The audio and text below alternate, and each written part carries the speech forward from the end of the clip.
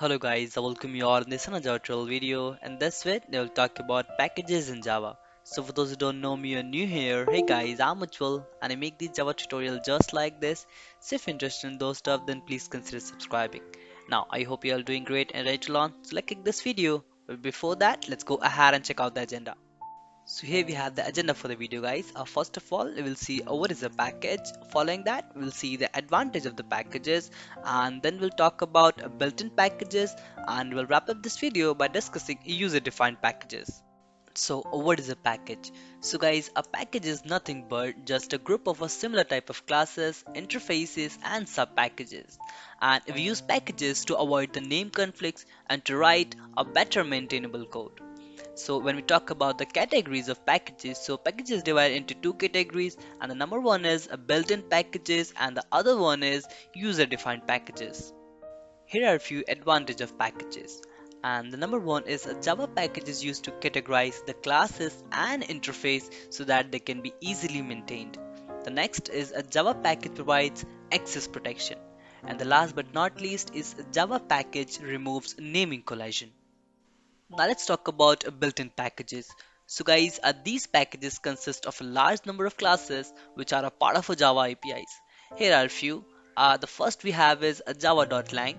It contains a language support class and which defines primitive data type, maths operation. And one thing about this that these packages are automatically imported.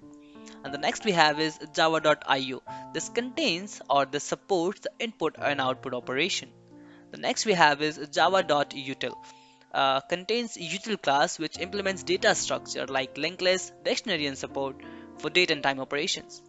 And the next we have is Java applet, which is very important. That contains classes for creating applets. Next we have is Java AWT, contains classes for implementing the components for graphical users and interface like buttons, menus, etc. So whenever you want to add some menus or buttons, we always use java.awt. And the next we have is java.net, contains classes for supporting network operations. Now let's talk about user defined packages. So guys, these are the packages that are defined by user or by us.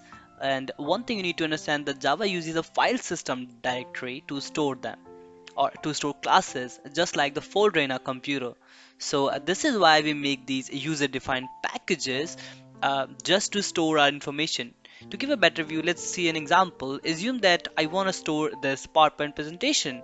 So I'll go to what I'll do. I'll go to my computer, and in my computer I'll go to my drive C, and I'll make a new folder named Java tutorial, and there I will save. So this is how the Java packages work.